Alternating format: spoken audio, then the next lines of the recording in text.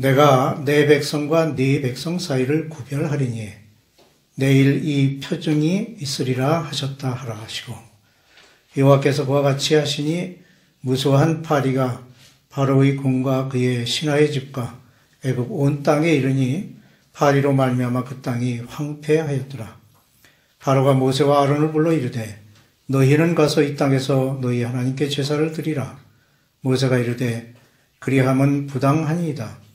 우리가 우리 하나님 여호와께 제사를 드리는 것은 애굽 사람이 싫어하는 바인즉 우리가 만일 애굽 사람의 목전에서 제사를 드리면 그들이 그것을 미워하여 우리를 돌로 치지 아니하리이까. 우리가 사흘길쯤 광야로 들어가서 우리 하나님 여호와께 제사를 드리되 우리에게 명령하시는 대로 하려 하나이다. 아멘.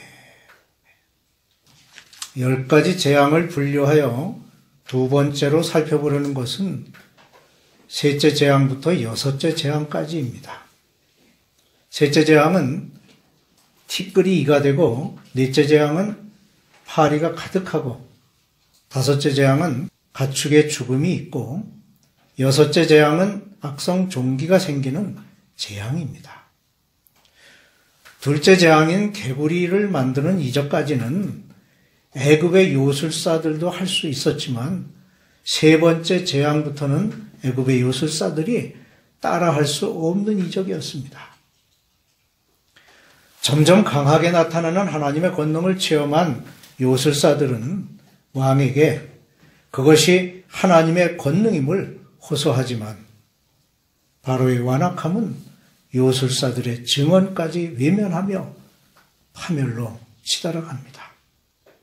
이렇게 완악해진 바로의 마음을 하나님께서 베푸시는 세 번째 재앙을 만나게 되는데, 그것은 애굽 온 땅에 티끌이 되어 사람과 가축에게 고통을 주는 재앙이었습니다.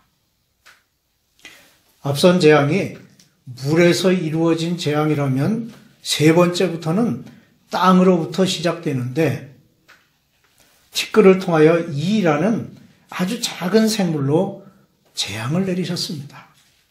비록 작은 생물이 근원이 된 재앙이었지만 그 피해는 실로 큰 것이었습니다. 이렇게 세 번째 재앙은 지극히 작은 것의 위력을 보여주는 특징이 있습니다. 거대한 땅 위에 흩어져 있는 티끌은 그 자체 하나하나가 아주 작은 것입니다. 하지만 이렇게 작은 이가 집단을 이루어 퍼지게 되었을 때 그 힘은 사람이나 가축에게 큰 고통을 주기에 충분한 것이었습니다. 마찬가지로 세상에 보잘것없는 티끌 같은 존재가 인간인데 편안한 가운데서 하나님을 대적하려 하는 것이 인간입니다. 결국 스스로의 어리석음을 드러내는 것이 인간인 것이지요. 넷째 재앙인 파리 때의 재앙에서부터 하나님의 권능이 더욱 분명하게 드러나기 시작합니다. 즉 지금까지의 재앙이 단순히 애굽인들에게 생활의 불편을 주는 그런 것이었다면 넷째 재앙부터는 애굽인들에게 직접적인 고통을 주는 재앙이 되었고, 재앙의 정도가 점점 혹독해지고 이제부터 하나님께서는 애굽 사람과 자기 백성을 구별하여 이스라엘을 보호하십니다. 이처럼 하나님의 재앙은 그 영역을 확실하게 하였고 재앙의 근원을 인간의 상상을 초월하여 확대시키십니다. 즉 재앙 그 자체도 놀랍거니와 더욱 놀라운 것은 이제부터는 하나님께서 선민을 구별하시는 것입니다. 사실 바로는 이제까지 애굽과 이스라엘을 구별하지 않으시고 동일하게 재앙의 고통을 받게 하시는 것을 보고 그 마음이 더욱 완악해졌을 것입니다. 하지만 바로의 이러한 교만한 생각은 이제 고센 땅을 구별하시는 하나님의 능력에 의해 무너질 수밖에 없었습니다. 네 번째 재앙부터 바로는 타협을 시도합니다. 재앙에 극심함에 견디지 못한 바로는 모세와 아론을 불러 파리 때의 재앙을 물리쳐 줄 것을 요구하면서 하나님께 희생을 드릴 것을 허락합니다. 하지만 그 허락은 광야가 아닌 애굽 땅으로 한정되었고 그나마 재앙이 물러가고 편안해지자 허락했던 것을 취소하는 더욱 완악함을 보이고 있습니다. 신앙은 타협할 수 없는 것입니다. 정치세계나 사회생활에서는 적절한 수준의 절충안을 놓고 타협하여 원만한 해결을 보는 경우가 많이 있습니다. 하지만 하나님을 향한 신앙은 그의 말씀에 순종을 요구합니다. 그 순종은 예배와 헌금 그리고 봉사와 헌신의 형태로 나타나는데 중요한 것은 자신의 이익을 추구하려는 생각이나 어떤 사회적 이슈와의 타협은 결코 있어서는 안 되는 것입니다. 사회윤리와 도덕적 측면에서도 마찬가지입니다. 즉 우리가 추구하는 선과 정의라는 신앙에 대한 어떠한 세상의 타협은 타협 그 자체가 악이라는 사실을 알아야 합니다. 한편 하나님께서는 이 재앙을 통하여 선민을 구별하고 보호하신다는 사실을 보여주십니다. 하나님의 자비로우신 은혜가 동일하게 나타나는 것처럼 보이지만 궁극적으로는 택하신 자들을 구별하여 보호하신다는 사실입니다. 이것이 바로 자녀들을 향한 하나님의 긍휼하심입니다.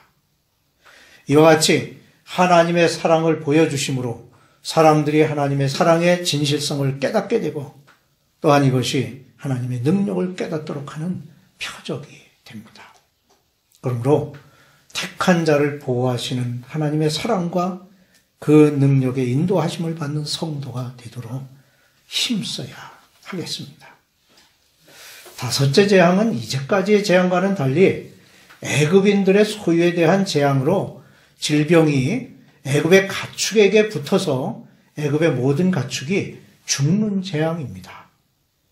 여기에서도 하나님께서는 자기 백성과 애굽인들 사이에 구별을 두심으로 세상과 인류에 대한 하나님 자신의 절대적인 통치권을 보여주고 계십니다. 애굽인들에게 있어서 가축은 가장 귀한 재산이었으며 동시에 그들이 의지하는 것이었습니다. 하나님은 그러한 가축을 치심으로 애굽인들의 소망을 끊어 놓으려 하신 것입니다. 이와 같이 하나님은 자신을 거역하는 자들의 희망을 꺾으시고 자기들이 의지하는 것을 무력화시키므로 하나님을 대적하려는 자들의 의지를 완전히 무너뜨리십니다. 애굽 왕 바로는 이제까지 4번의 재앙을 통해서도 그 마음이 더욱 완악해져만 갔습니다. 4번에 걸친 재앙에서 하나님께서는 애굽 사람들의 재산에는 직접 손을 대지 않으셨습니다. 그러나 5번째 재앙에서는 그들의 재산에 직접적인 피해가 있게 하셨습니다. 이제 바로는 재앙으로 인한 자신의 육체적인 고통보다는 한 나라의 통치자로서 국민의 재산과 국고에 미치는 재정적인 고통을 감수해야만 하는 상황에 이르게 되었습니다. 한편 그런 중에서도 하나님께서는 이스라엘을 구별하여 보호하셨습니다.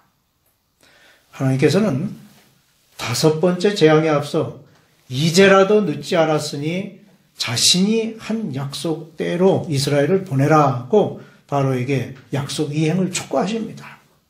그리고는 이번 역시 약속을 번복할 경우 악성 종기를 보내시겠다고 경고를 내리십니다. 이러한 경고는 악인에게까지도 회개하고 돌이킬 기회를 주시는 하나님의 자비로우신 은혜이라고 할 수 있습니다. 5번째 재앙의 특징은 그것을 경고하신 그날에 어김없이 임했다는 것입니다. 그리고 그 재앙의 정도가 재물의 손실이라는 아주 심각한 것이었습니다. 무엇보다도 그 재앙의 범위가 애굽인들의 가축에만 국한되었다는 것입니다. 그런데 바로는 이미 자신에게 주어진 5차례의 재앙을 직접 목격하고 고통을 당하는 과정에서도 분명히 이것이 애굽과 이스라엘을 구별하시는 하나님의 능력에 의한 재앙임을 깨닫고 있음에도 그의 마음은 여전히 완악하였습니다. 어쩌면 더욱 완악해져 갔다고 할 수 있습니다. 그런데 우리 또한 그런지 모릅니다. 회개의 기회를 주시지만 오히려 말씀을 거역하며 그 마음이 완악해지는 경우가 많이 있음을 보게 됩니다. 악성 종기가 임한 6째 재앙은 3번째 재앙과 같이 아무런 예고 없이 시행되었고 이번에도 이스라엘 백성이 거하는 고센 땅에는 엄격한 구별이 있게 되었습니다. 애굽에 임한 6째 재앙은 이스라엘 백성들을 괴롭히던 화덕의 재가 악성 종기로 변하여 나타난 재앙이었습니다. 결국 그들은 다른 사람을 괴롭히던 수단으로 도리어 자기들이 괴로움을 당하게 된 것입니다. 하나님께서 애굽에 베푸신 10가지 재앙은 애굽이 섬기는 신들에 대한 징계라고도 할 수 있습니다. 당시 애굽은 모든 사물을 신격화하여 숭배하고 있었다고 해도 과언이 아닐 정도로 신이 많았습니다.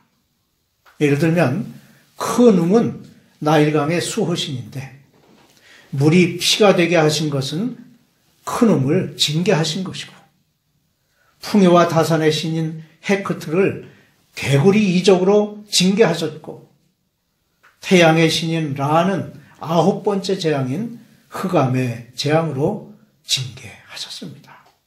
특히 하늘은 누트라는 이름의 여신으로 숭배하였는데 이 누트는 지극히 높은 하늘의 위대한 어머니라는 뜻을 가지고 있습니다. 이런 애굽의 여신인 하늘을 향해 화덕의 재를 뿌림으로 하나님 앞에 그 신은 결코 존재할 수 없음을 보여주신 것입니다. 오늘날에도 많은 사람들이 자신의 유익을 위한 방법의 하나로 스스로의 신을 만드는 경향이 있습니다. 그러나 그 모든 것의 근본은 하나님으로부터 창조된 하나의 피조물에 불과합니다. 하나님께서는 이러한 것들을 결코 인정하거나 용납하지 않으십니다. 바로라는 한 사람이 그 한 사람의 권력자가 하나님을 대적하면서 완악함을 드러낼 때 백성들이 고통을 당하고 재물에 피해를 입었습니다. 그러므로 하나님을 향한 한 사람의 열린 마음, 즉 회개하는 마음은 자신이 살 뿐만 아니라 다른 사람을 살리는 은혜를 입게 됩니다. 지금 나 한 사람의 잘하고 잘못함이 바로 우리 가정과 사회 그리고 국가와 인류 전체의 행복과 불행의 분기점이라는 사실을 명심해야 할 것입니다.